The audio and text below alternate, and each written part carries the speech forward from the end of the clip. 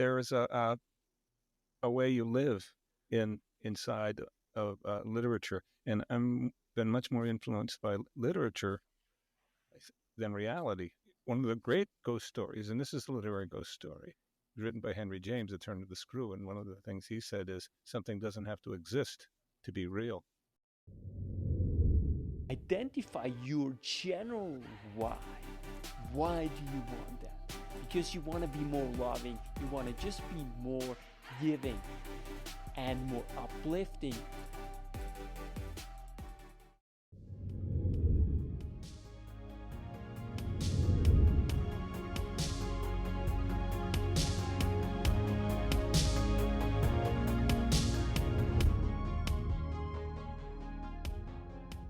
If you want knowledge, go to school. If you want truth and beauty, follow me. Mary Shelley to Beatrice. Now join us into a beautiful journey of beauty, love, life, and all its beauties and tragedies that it has to offer. Who is the author of more than 19 books, mostly fiction. He's also a professor and now joins me on the podcast, and I'm so thrilled. So join us on this beautiful journey to discuss his book, Awake Forever in a Sweet Unrest. Welcome. I'm Yanik, your host, and now joining me, Dr. Chuck Rosenthal, the author of Awake Forever in a Sweet Unrest, published by Walton Well Press in September the 5th, 2024. Welcome, Dr. Chuck Rosenthal, to the show. It's such a gift, and what a book you have written. Welcome to the show. Thank you. I'm happy to be here, and I love that quote too, because I know plenty about going to school and knowledge, and I know plenty about walking away from it. Uh, there's you know sometimes big differences between what's real and what's existent. I know that one of the great ghost stories, and this is a literary ghost story, written by Henry James, The Turn of the Screw, and one of the things he said is something doesn't have to exist to be real, and I think that says it for this story, because there's so many impossible events, as you say, and certainly Coleridge's trip with Beatrice, my main character, Beatrice, who is with a Z, but not like Dante's Beatrice, and not like Dante Alighieri's Beatrice either. But people ask her all the time if she's read Dante, and she hasn't. But she's a high school dropout. She's hasn't read much of anything yet, and that makes her, in some ways, a perfect literary foil for these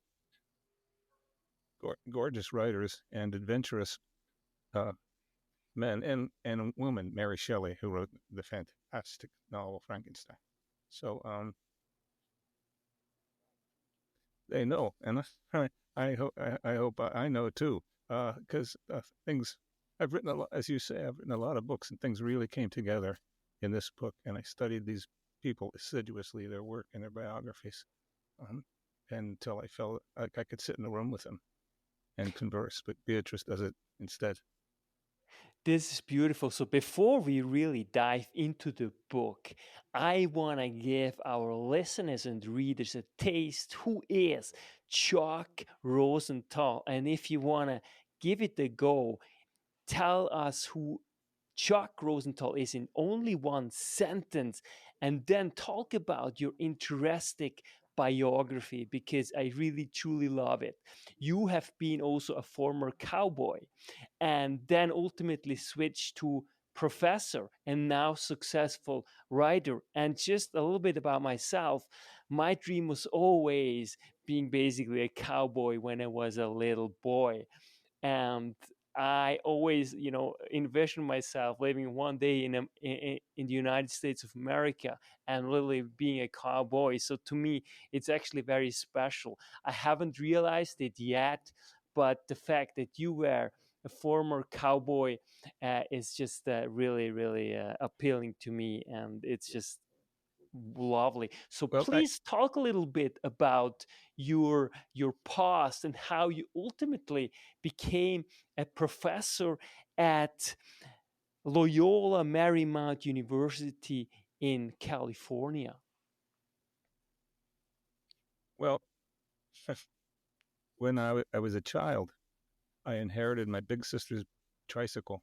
It was probably about, I don't know, foot tall, and my parents put a saddle on the seat and a horse's head on the handlebars.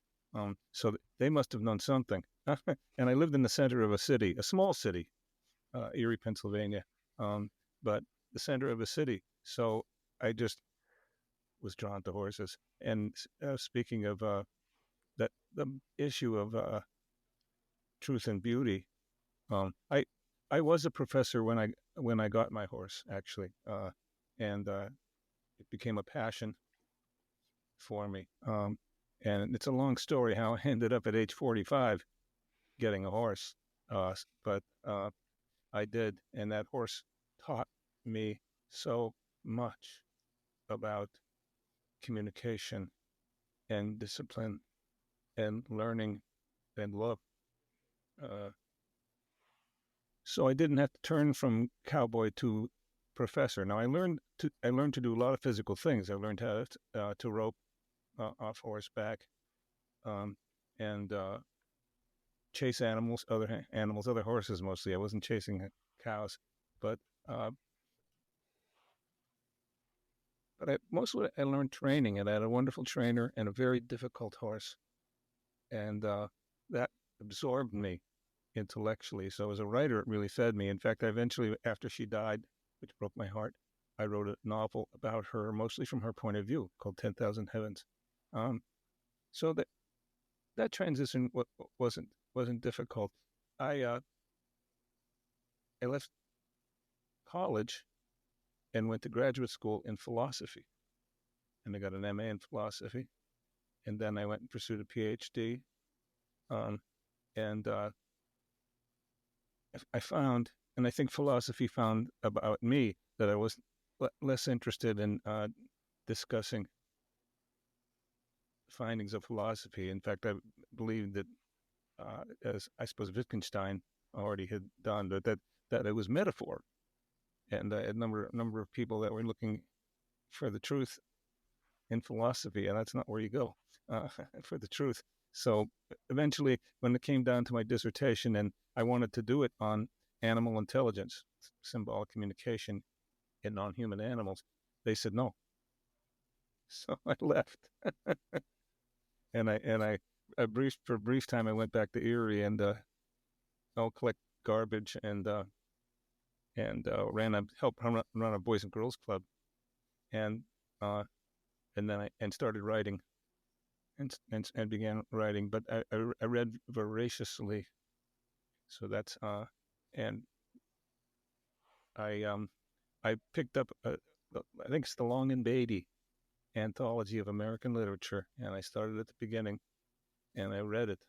And every time I came to a novelist, say James Fenimore Cooper or Hawthorne, I would read all their novels, um, Melville. Um, so a lot of Faulkner. I didn't get all the way through all of Faulkner, but anyways, this so that.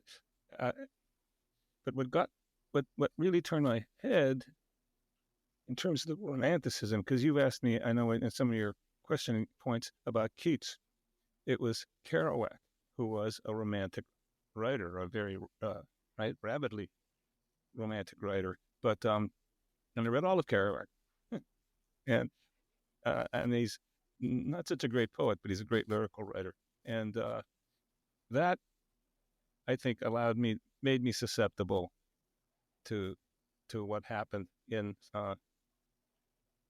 to writing. But again, I wrote. I'm always a romantic writer. Although all my novels are magical and romantic. I'm going for some essential things. I did not believe that language was a mirror or a window to the world. The language was some way of making metaphors about the world.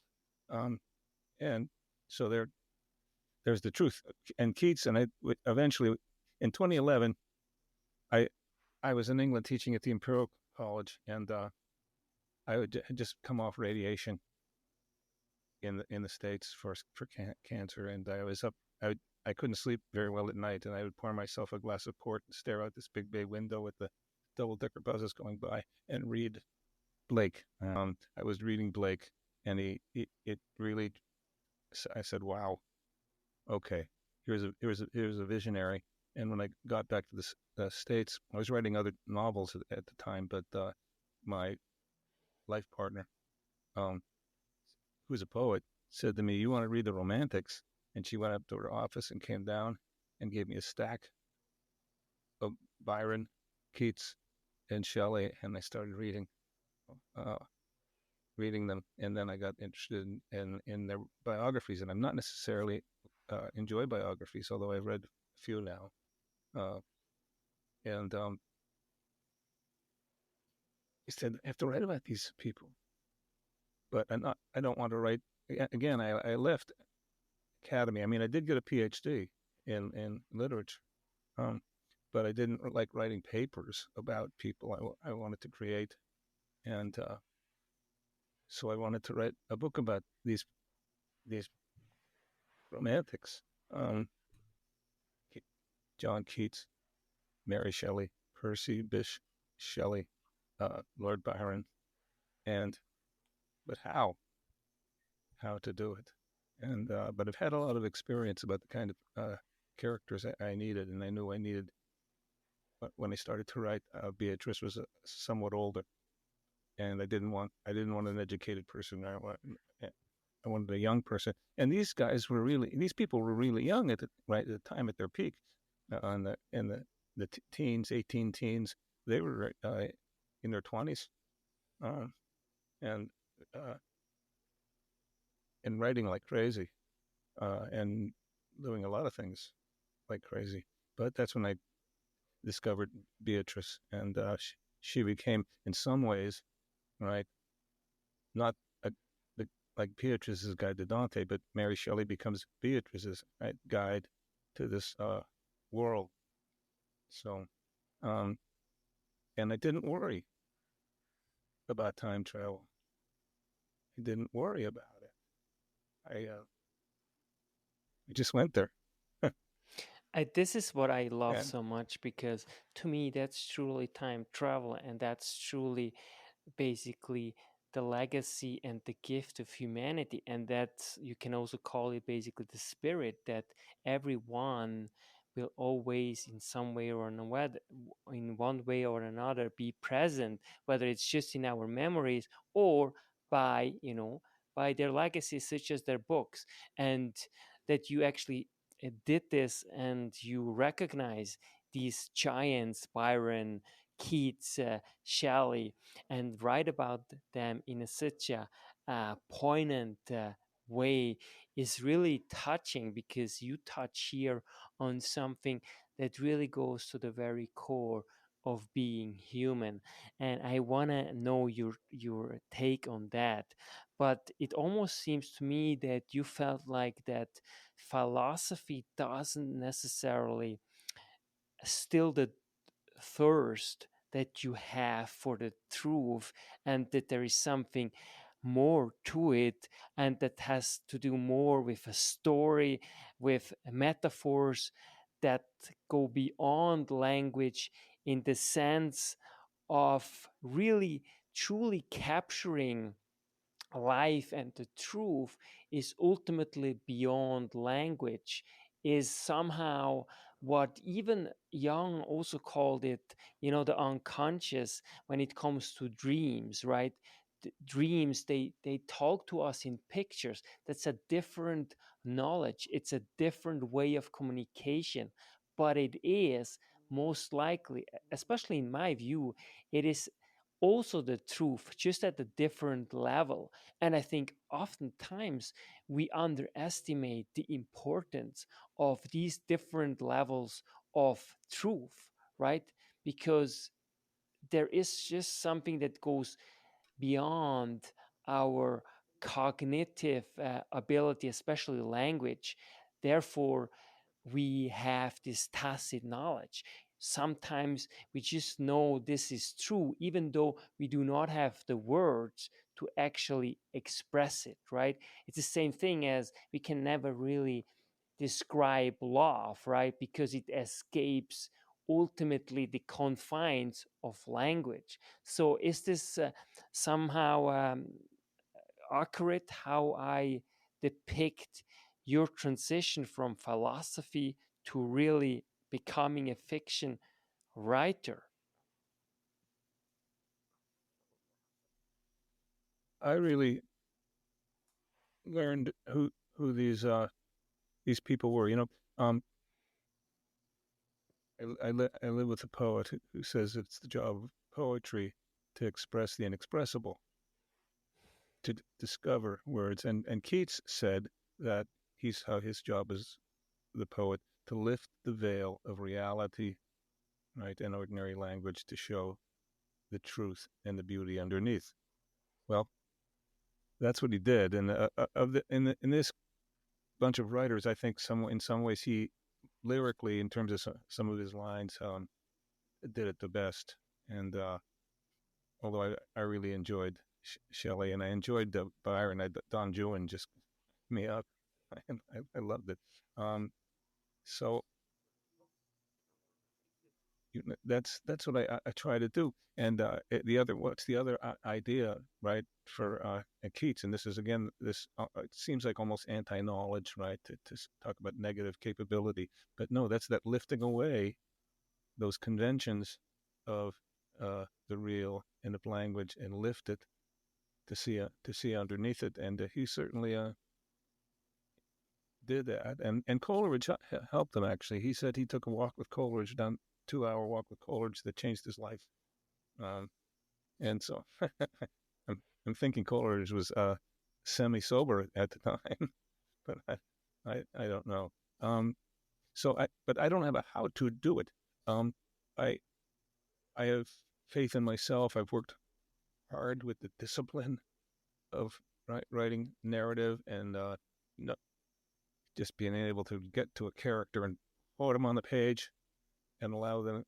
And so I sat with their poems at my feet. I sat in my chair. I didn't work at a desk for this, with a notebook and a pencil, and I had their poems laying at my feet and their biographies, and I did pick these spots because they had both, right? They all had long, complicated lives. So I did have to pick the spots that that Beatrice, the main character, was going to step into. And uh, her first trip around with them, she sees, right, each of them two times, not counting the cremation at the end. Um, and One, she steps into that fantastic life of Keats, and that fantastic life of Shelley walking across France, uh, and and of course uh, the beauty and power of Byron. But her second time through, she's dealing with their deaths, and this is not a pessimistic book, but I mean, we all must die, and she's stepping into that time of their deaths and how they're willing to deal with death, and that's a really uh, a step, a breakthrough. Talking about Freud and Jung. I read much more Freud than I did Jung, but I read the interpretation of dreams. Um, and I studied Freud pretty closely because I studied with a professor who studied under Derrida, and Derrida was tremendously influenced by Freud. Um, so I know about dreams. The other thing that you brought up, which is right, is about thinking in pictures or thinking in images. And I know in the second half of the 20th century, between scientific behaviorism and structuralism and post-structuralism, the emphasis was so totally on language, as if humans lived in language. And in fact, we live in pictures as well. They're going on in there all the time, but I think we've been taught to ignore them, uh, recently. And so I'm really dedicated to the image. And I think that's part of the lyricism of this book is that I think all of these stories that Beatrice enters um,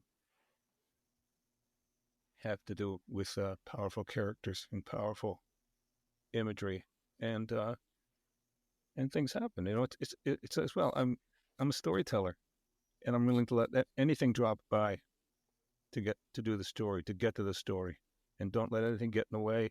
Not anything ideas I want to get across, not ideas anybody wants to get across. It's not about communicating ideas. And we're back to what you've said before about truth and beauty, and getting there with imagery. Uh, And this is well, really also it's what exciting. You want to find out what happens next, which is a very unusual thing for a literary ghost story. we will dive into the book a little bit later, but I just want to unpack a little bit this powerful book, and I want to know your take on imagination, story, and the importance of it in order to live fully. I think what your book also does, it truly puts you into a completely different world that activates just different parts of the brain that might have been neglected over, at least in my life, over the past few months. And so it's really time traveling. And I'm curious about, how do you think important imagination and fiction and stories are in order for us to live a meaningful life in general? What is your take on the importance of helping people to imagine a story in their heads? Well, one of the things that you asked in your early notes about addressing was the where inspiration, and a lot of people have been asking me because I've been doing these interviews now for a bit about where ideas come from, and well, that I made a joke once. I said, well, they come from outer space, but they don't. They there is a way you live inside of literature, and I'm been much more influenced by literature than reality. Again, and the beautiful ways it's portrayed. I'm sometimes writers like Saramago and Bolaño and Aira. I guess they're not Americans mostly, right? They're European and South Americans, but they live in that world of creativity and imagination, and that's where I am inspired. I try to read. I read sometimes 4, 5, 6 books at once. Everywhere, the place I can sit, there's a book, and I let myself be inspired, and I let myself discover and say, well, if if Flaubert was in the same situation right now as say Beatrice was in, or where I'm in, what would they have them say? How would they approach this situation? And I run it through my mind, and and it's not simply sitting around and things happening to you. I live with these characters and their stories, and they talk to each other, and I run through the scenes, um, and I don't accept logical movement in their thought or their dialogue. They express these agendas, and so I'm rejecting a lot of stuff before I come to the page. Now, after the page, you have to get rid of things too. But so that's that's how I do it. I don't just sit around thinking. imaginative thoughts, but I've read so many situations, and a lot of that has occurred in, right, epical literature, say, uh, right, the Iliad, the Odyssey, the Aeneid, the Mahabharata, the Ramayana. Um, these amazing stories with full the 100,000 nights and one night. I mean, these tropes have been used a long time, and I feel like I have them in my hands, and and just put them down there. Besides, you can always get rid of it. You keep right. You keep what's good. It's not just a simple explosion. God bless Jack Kerouac, but it's not. Well, I'm quite a bit older than Jack Kerouac. I didn't have that access to some of maybe the things I did, but so now one of the things that goes on right here is the question of, and for Beatrice, is how much of this is dream, and which you brought up, and but it doesn't really. It does occur in imagery, but it's not like a surrealism. It right, these things, these are real people. She can touch them and feel them, and even in some cases make love to them. So it's, but she is living in a completely alternative world, and when she returns to the present, her present, she's in wonderment, and about which world is more real, and certainly that happens to us in dreams, right? And sometimes the event, and we know we're dreaming, but it's still it's still completely real. So I don't know. It's Jung. I don't know. I wasn't really consciously working archetypes um, in this book, but I'm sure that they're in there. Uh, But what I also love is that, because you alluded to precisely that Mary Shelley basically tells Beatrice that, well, the question is, well, if she is she a ghost? Well, the question is, are you a right, ghost? So there is this really interesting right. exchange, where, who is actually the ghost? Like, that's a really good question. We don't really know, because we might just live at different, parallel universe or whatever it is, right? And therefore the question of reality becomes very much real, right? And I think it's just so rewarding to read that, but also it opens us up to a whole new horizon of what's actually truth, and how we act to live our life. So give us a taste on how you interpret that, and the importance of this scene at the very beginning, when she actually went down to the library and she was actually told that she has to close the door behind herself, otherwise she won't have Yes, access anymore. yes. She has to close the door on on that world. And Keats says to her.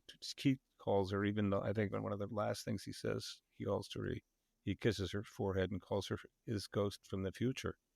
Um, so there's that belief that he expresses, that there are the ways that lives cross, and it has nothing to do with chronology or time. It's just the meeting of these interiors, um, and that's miraculous. But that's what happens. That's what happens, and it's it was fascinating because Mary Shelley, of course, obviously has to navigate that, and she has to be looking back into a past. But one time she tells Beatrice, right? Well, Beatrice says, "Why don't you remember me?" And Mary says, "How could I remember you? You didn't exist yet. It was 200 years before you." Um, so I enjoyed playing with that, and not trying to have a time machine or means of traveling in time. Again, it's it's happening metaphorically, but happens right very in a very real way. These are real characters who live and uh, party and hunt and I see they themselves see ghosts. Right? She enters that the ruins of that convent. Beatrice does with right Keats, and they see ghosts. They see ghosts together. They're standing there. Knowing which one of them are ghosts, and they're seeing other ghosts. Um, and And I also see I there kind of got I actually but again that comes from. Go ahead. Yes. I also see there to some extent a cultural critique. What you also allude to is that we should never ever judge the past with the standards of today, in some ways, because as they met 200 years later, you know, earlier, she said, right, well, how can I know you? Because I can't, right? So there is also this respect of actually time, and every place and time has its specific context that we cannot somehow just juxtapose with each other with today and the past, right? So you also show a lot of humility in terms of what means to be human. Well, and that's what it means to be human is an interesting point because there's one person beyond that who we haven't talked about yet, and that is the fictional creation of Mary Shelley. That's the Frankenstein monster, and exists on it, right? Another completely different level, but exists really, and becomes a threat and wants to die, and he's constructed from these body parts that were once dead, and now they're put together, and he can't, right? He can't kill them, and in some ways he, right? Well, he protects her in when during Keats's prize fight, and she doesn't know really recognize that that's Frankenstein. He was an astute reader by his description, the scars in his neck and on his hands, right, would pick up that would be the Frankenstein monster. He does, but he appears 200 years later on the bulldozer that's going to bury that library that she's visiting, and that is kind of the if there's I don't even think the book has a climax, but it must have a half a dozen denouements, ways in which it ends. Her father dies, and then she's visited by the Frankenstein monster who holds the original first edition of the book in which he's created. Um, so, but I learned a lot from magical writers. Well, Marquez would be another one, and I guess I want to so. know Hmm. in terms did I of did I did I yourself. did it come anywhere near your question? I'm sorry. No, no, very, very good. Actually, I really appreciate your elaboration on the process and really the story itself, because there's so much that you can unpack. It's so deep that I can really tell it's a masterpiece. And what I also appreciate is actually it's 84, 89 um, pages, but it Eight feels pages, like 89 pages. It turned out. yes, it's so powerful, so concise, so profound. And I want to know, in terms of you, how you think about this besides the book. Do you personally believe in ghost or in a reality that is beyond our physical existence? I guess I might say I always call myself a polyagnostic, um, and when it comes to religious ontology, I've studied a lot of religion. I'm really fascinated by it, um, but um, I have ghosts in my house, but I don't know if I don't know what to think about them because they're right, and that's another right I guess example of these romantic ghosts is they do things like knock or appear as shadows, and I don't know what to do with it. So I don't have an ontology in which ghosts exist. So I don't believe in necessarily in another world. Um, although certainly I talk to it, not around anybody else. I don't, but and then I again when I'm inside these novels, I live in those worlds. I live in those worlds, and and there's the example of things that are real that may not exist, but they're very real. Um, so and so and that's how I approach time travel too.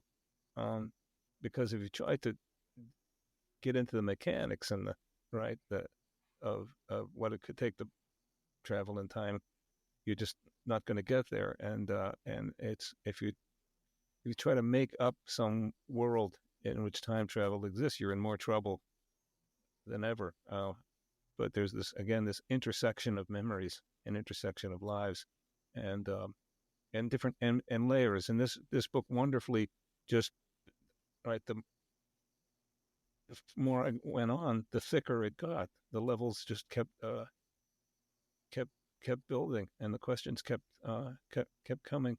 And again, I wrote about 200 handwritten pages and thought, well, okay, that's a good sized book. And then when I typed it up, it was like 130 pages. And then when they printed it, it was 89. I said, well, so I didn't train myself to write a concise book, although I have training in that regard.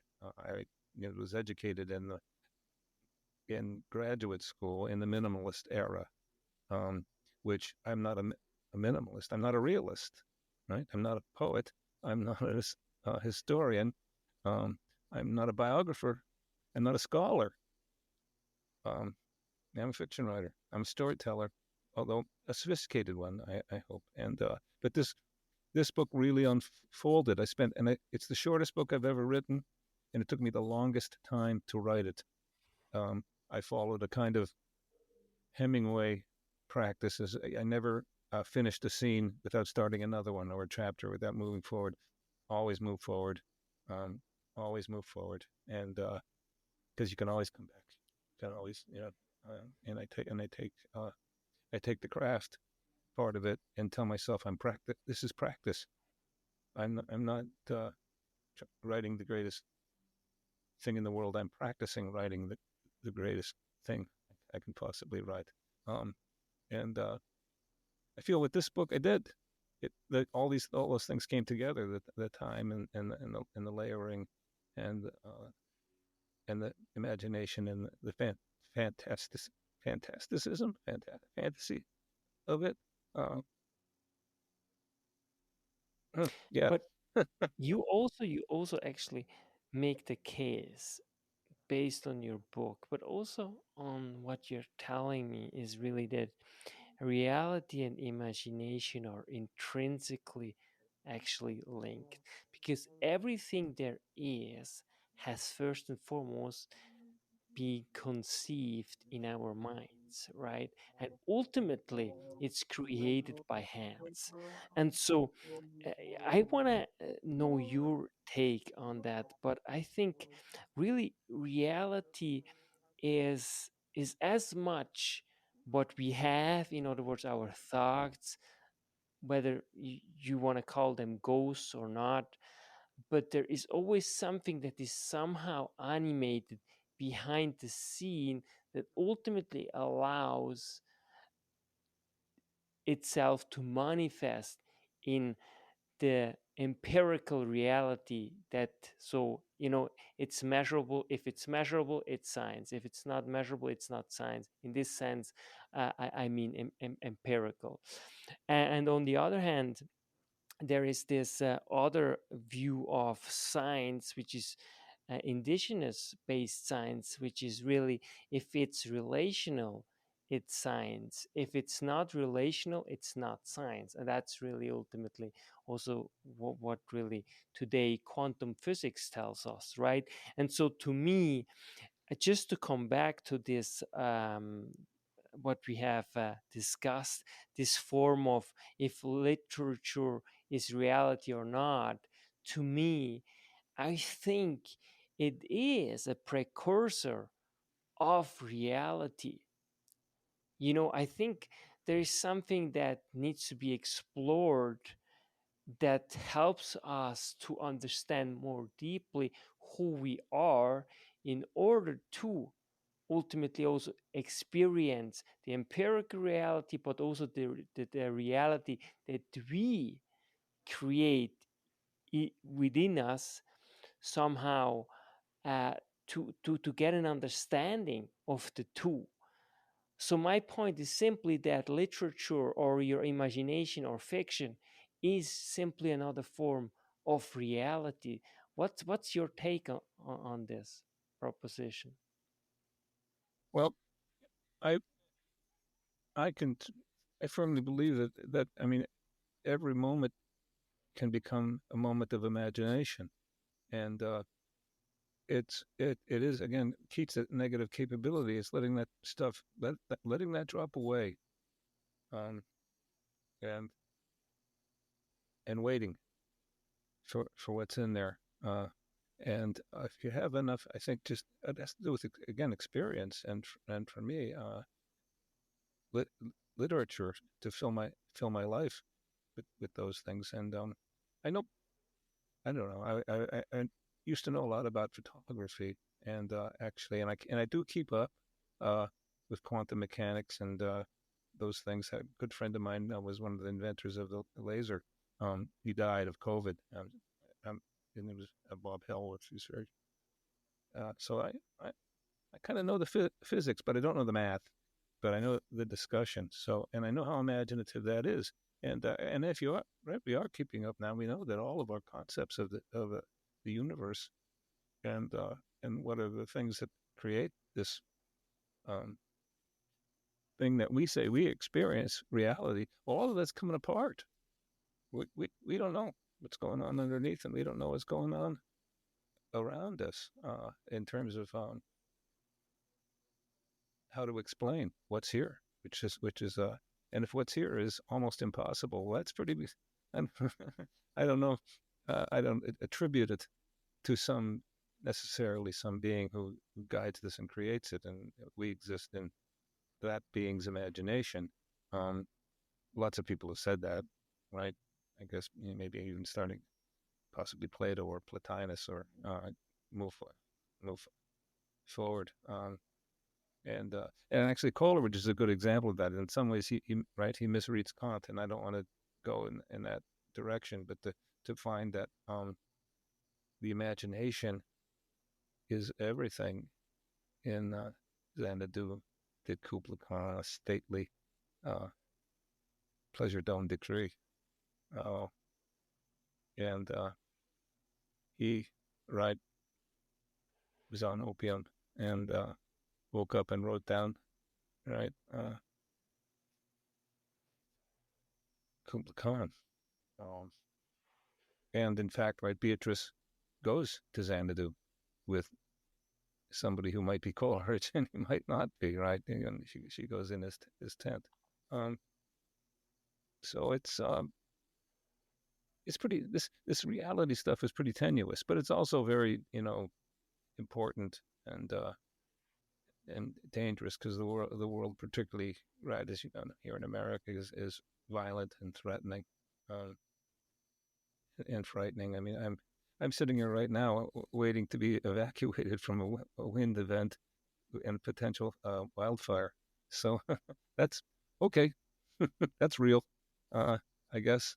Uh, but where do you go with that? And I've been in wildfires and written about them several times, and that's pretty fantastic stuff. Uh, but I don't know. I keep No, that's wonderful. It's just such a gift, to talk to you, Dr. Rosenthal.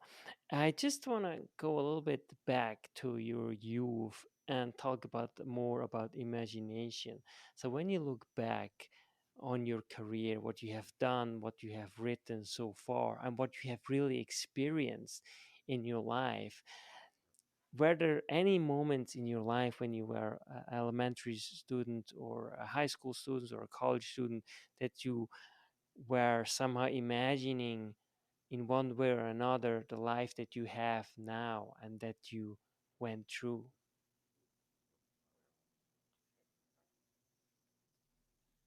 well. I think I wrote my first short story in third grade. It was an act of imagination. It was about riding the first filly to win the Kentucky Derby.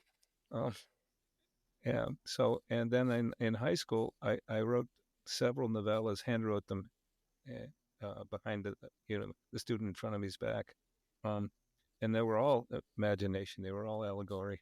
Um, I guess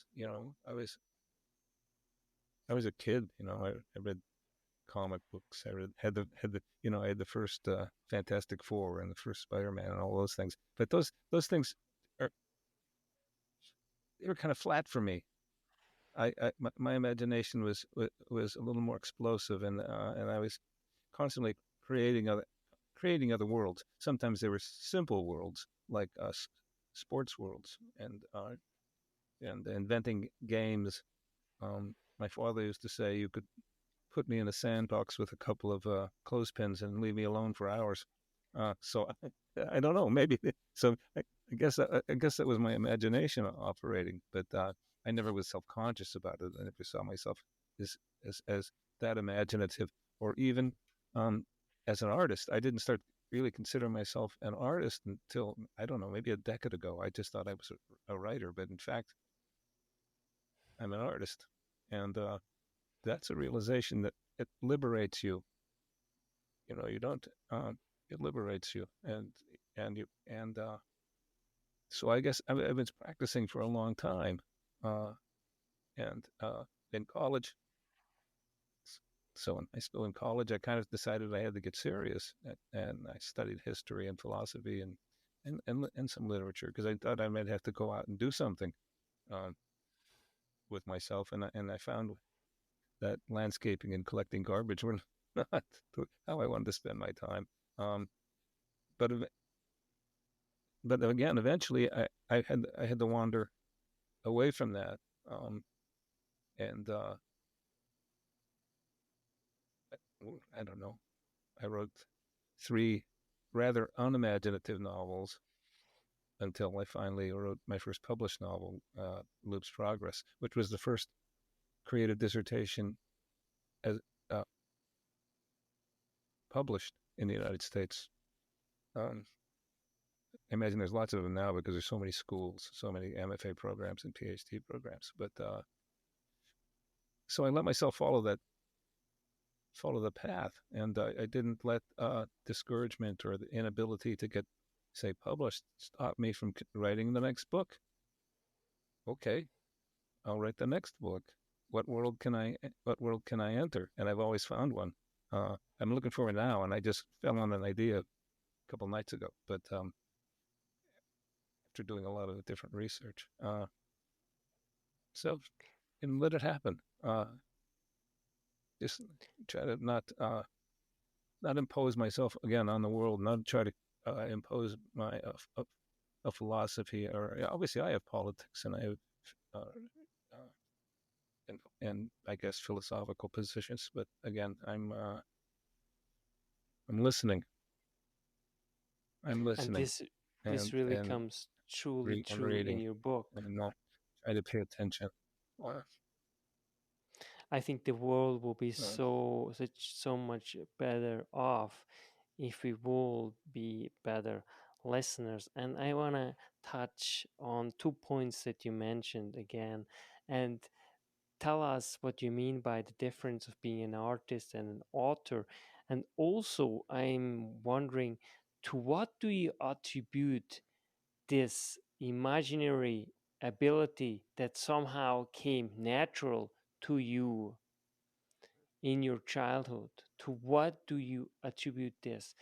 Were your parents somehow very helpful in order that they gave you somehow space where you could really explore yourself, your surrounding, but also really your imagination?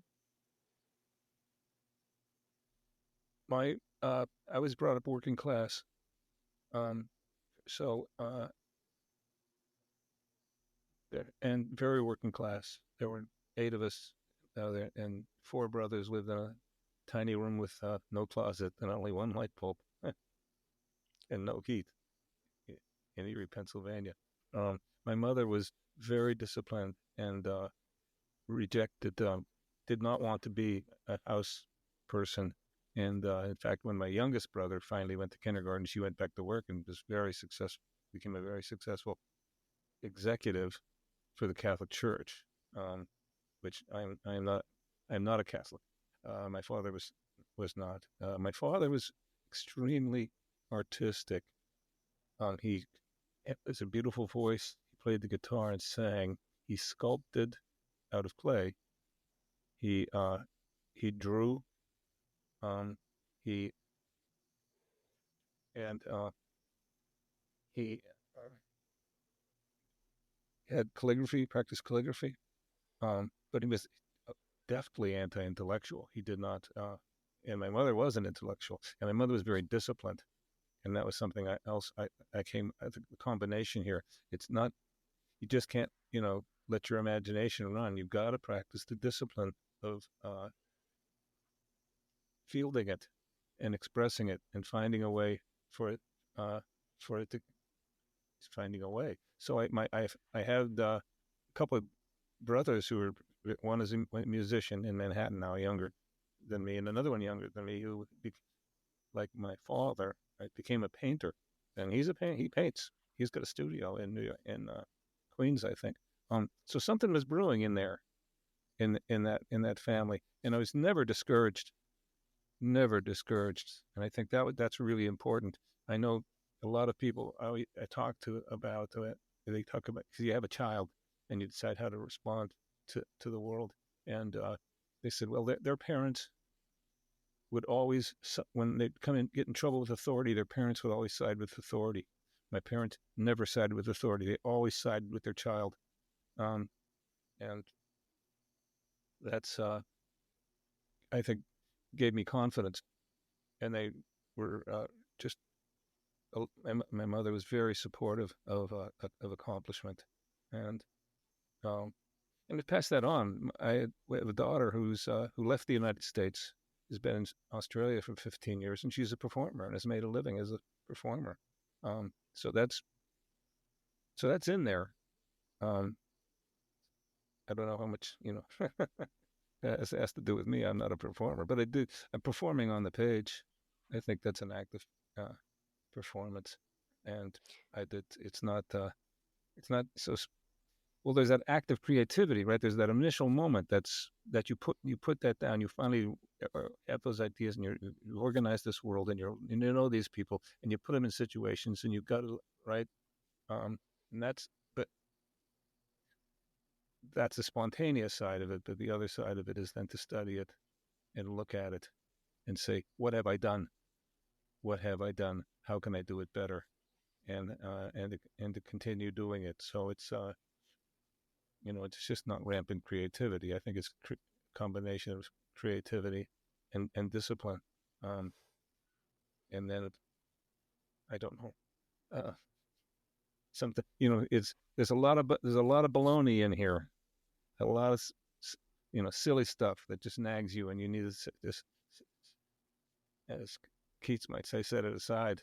And you could, if you're a Buddhist, you could turn it into a discipline of setting it aside all the time, continually setting that kind of stuff aside. But the more you can do that, then the more you can allow those, I think, imaginative elements to find their way in.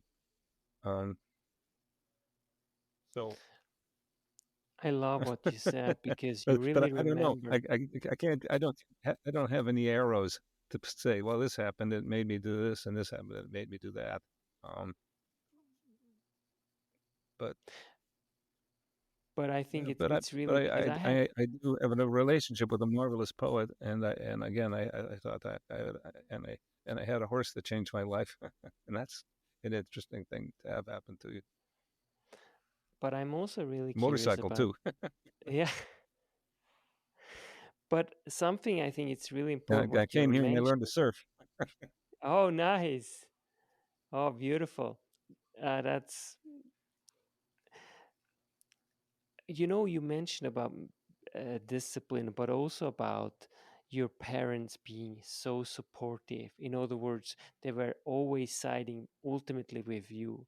And I had actually the same experience with my parents. They were always supporting me when I got in trouble in school and so on. They didn't blame the teachers or the principals, of course not, but they were always rock solid there and showed me that, hey, they are behind me and they help me, and no matter what.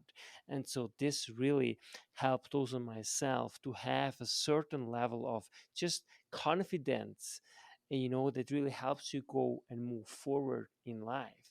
And I think if you don't have that necessarily, it can be brutal for a child, and ultimately it translates into your adulthood, right? Which can have huge implication if it's not addressed.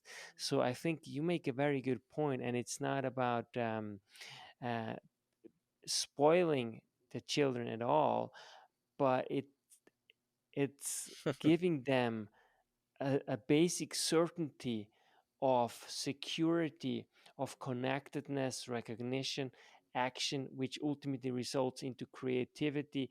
In doing so, meaning can be created, and therefore there is more likely that you are somehow um, well-rounded human being, because you are not preoccupied with the fundamentals such as security, such as, you're all constantly worrying that your family might leave you and then you are alone uh, in this world. So I think that's a really important point. So how do you see that? um, I think that was huge, really, to for you to develop as ultimately an artist. And I'm just curious how you made this separation. When did you, and what was the moment when you realized, hey, I'm actually an artist, not a writer? So what changed in your life when you realized, hey, I am an artist rather than a writer?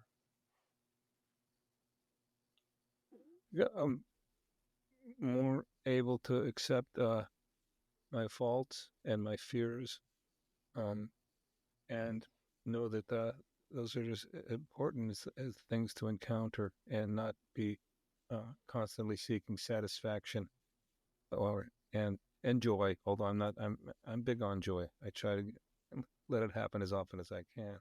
Um, so, but and I don't think it was a cataclysmic change. It just uh, became slowly a realization that, oh well, I'm not I, okay, we're all unique. I know, uh, and but that I can exploit my uniqueness and accept it. I found out later in my life that I am on the spectrum, so I have a certain characteristics that people used I don't know, they used to call it Asperger, but they don't anymore. But the way I concentrate, and I can come into, say, if I'm in a social situation, I could not even know what's going on. But also sometimes I can perceive with acuity when people are being false and they say one thing and mean another, and people that are more adept socially don't seem to notice that, and I do. So that's a peculiar talent that I learned to accept and learn to express, and not worry about the deficiencies that are developed. Uh, but to, to go with that, to, to go with whatever my misperceptions may be true, um, and and and let, let that happen. So I think that was a change. I think, and I became less and less self-conscious about manipulating the world on the page, and and then again being able to go back and look at it and see, okay, what did you do, and how do you make it better, and how do you consolidate it, uh, and I loved the book Awake Forever and A Sweet Unrest, because it it does that so efficiently. We've talked about. I know it's remarkable. That happens in here. My commitment that you move from one scene to the next very smoothly, radical changes, and no apologies. You just move. I just move. I go. I don't worry about explaining it. I don't worry about how, um, when Beatrice and Mary climb a ladder in the library and they end up on a ship. That's what happens. Now we're on a ship, right? And But that this is that the beauty that is confidence so is, powerful, I think, because you give the reader really the power of seeking and making meaning, right? In this very powerful way that you don't really explain it, but you go on. So it's really on the reader to make meaning out of it. And I think that makes the story so powerful and so participatory. yeah. I just finished an essay by Virginia Woolf, who again I read all of her most of her work. Um, who said it's the job of the reader to permit themselves to try to understand what the author's doing. Don't be making judgments. Uh, and but so that the act of reading is as creative, and this is not new, right? This is right. It's the '70s. Stanley Fish, among others, right? Reader response, but the reader is an active participant um, in the book. And how do you let that happen? With and you do it with specificity, right? Uh, they the minds can go to work with that specificity in front of them. I think it's just give that world. Let them they can draw their own conclusions from the right if they're an astute reader. And some readers are more astute than others. But uh, what I found so far is that there are people that know the romantics and have been able to enjoy this book, and people that don't know them at all. And in fact, I didn't know them very well when this started. I was not a poet, and I didn't study poetry much in school. I mean, did the basics, like Shakespeare and Robert Frost, and everything. And but I didn't encounter them much, and then I encountered this world, these people, and just opened up to it. Just get it, let it, keep till I could, I could sit down and have some wine with Shelley and Byron and Keats and Mary Shelley. If I chose, I could hold conversation with them because I don't know if I knew more about their lives than I knew about each other's lives, but Byron and Shelley were very close, right? And then and antagonistically close. Um, so that was fun too. Uh, and Keats was so marvelously in his own lyrical world. So and then and Mary was in there commenting. Of course, they were all dead when she started writing like Shelley's introductions to Shelley's poems, and reading them very differently than what he. If you read like what he said he was doing, and you read what she says he did, they're different. They're different. And I haven't got the specificity in here that I can pick out an example of that, but so that there's that, and Mary Shelley's even says, maybe on a couple occasions, the last person you want to ask about uh, a poem or a story is the author, because too they're too full of their own meaning, and they're not right. They can't see it. They can't see what's in, right what they did, and of course you try to get there. You try to practice where the point where you can see what you did, but I don't I'm just know. I'm just reading one line, and Keith said this, and I want you to comment on it because it really goes to our last topic about beauty, truth, and love. And Keats, he said this: I am emptying my heart, so you and angels may enter. Please comment.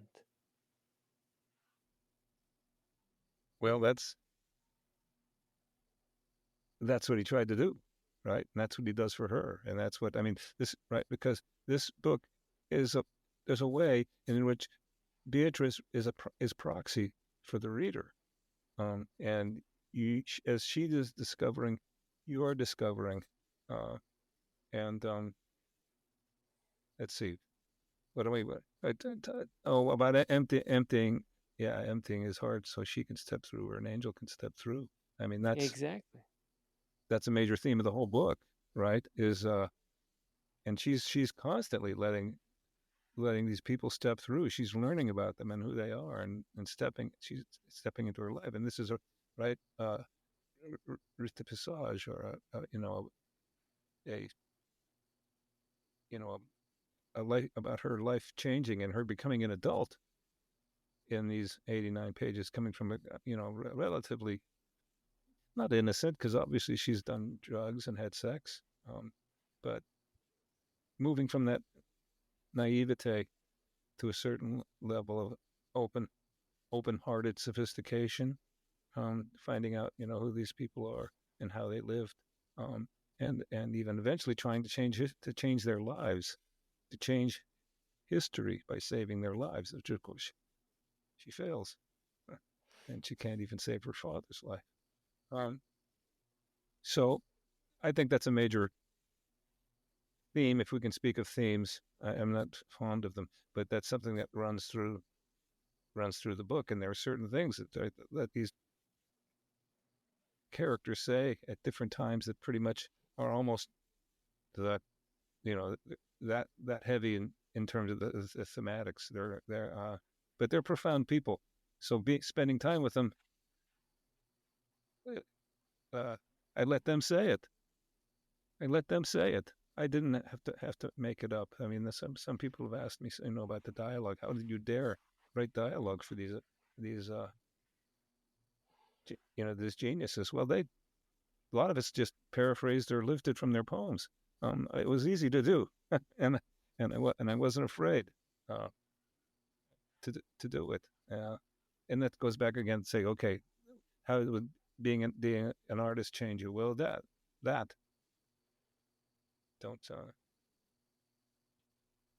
don't don't be afraid, and so to do the same thing, to let it down, let yourself down, open up, and let it happen, and don't even let yourself get in the way.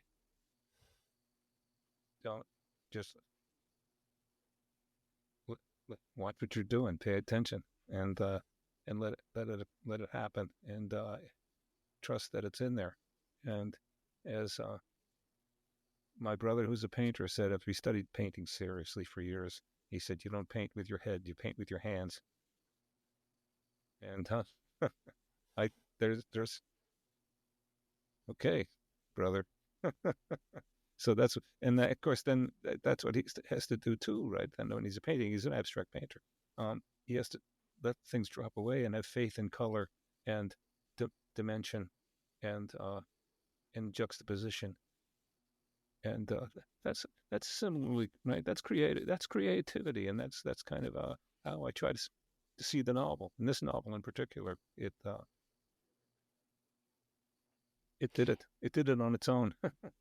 I thought about it a lot, but I did it. It Tremendous. did it on its own. Tremendous. So, last question, Dr. Rosenthal. And again, thank you so much for your gift. And for anyone who is listening, really go now and buy a copy on Walton Well Press and buy the book Awake Forever in a Well, Sweet then my manager would Unrest. want me to show you. Put the book. Okay, there it is. Beautiful. And tell me lastly what for you true looks like and beauty.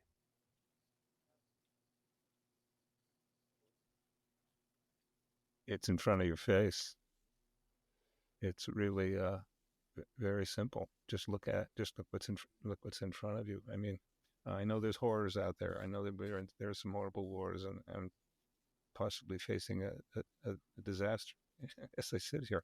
But it's uh, it's there. They're not things. You know, you can't just grab them. You know, and get them there. There's it's your ability to look at what's in front of you. What? Who is it? Tennyson with the flower, or Whitman with leaves of grass. Um, the miracles are happening all the time. Even on this level of reality, as boring as it is, it's happening, and try to have those moments where you're sensitive to it, because life is troubling and busy. Uh, but so I think that I guess what I think artists are capable of doing is you have to step away from that, and in some way that was an action of this book for me, because of the pandemic and war in Europe and war in the Middle East, and this was not about those things. This was looking for other ways, another way to step away, at least for a moment, into uh, something that's beautiful and true, I guess, right? Uh, but they aren't banners. I'm not flying flags of truth and beauty. But I think it's out there. It's out there. Lastly, what makes you feel alive? Oh, what makes me feel alive? Well, you know, it was I was an athlete, and in those days, uh, it was being able to hit a topspin backhand, or briefly dunk a basketball, or I mean those, and as I got older, there were the feeling alive was being on that my horse and accomplishing things together. Amazing experience. So now I'm older. There's less I can do physically to feel alive. So it comes about in reading and writing and being in love, um, and also I found with this book, if one person coming up to me and saying, "Wow, that's a beautiful book. I love that book," that makes me feel alive. That makes me feel good, you know. Um, so it's not so visceral now. I'm an older man, and I've got to be more accepting. Okay. I'm not gonna I'm not gonna cross Canada on my motorcycle. Dr. Chuck Rosenthal, thank you so much for truly a gift to me and really to the world. Anyone who is listening or watching this, please buy a copy of Awake Forever in a Sweet Unrest. Thank you so much, Dr. Chuck Rosenthal, for being on the show. Thank you, and you're certainly welcome.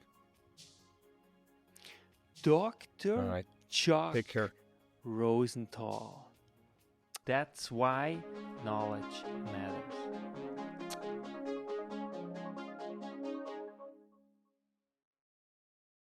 Make your life a masterpiece. Visit now programs.d-ykm.com. Meant to make you grow.